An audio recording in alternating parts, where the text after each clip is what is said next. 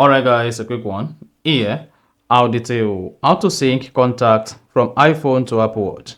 So if at the end of this you find this offer informative, please don't forget to like and then subscribe.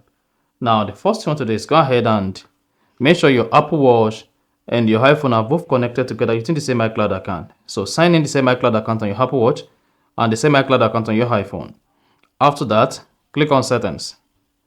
Click on your profile name or your Apple account name. Click on iCloud. Under iCloud, locate and click on Save to iCloud. Then once you click on See All, where you say Save to iCloud, scroll down, locate Contact, and turn on Contact.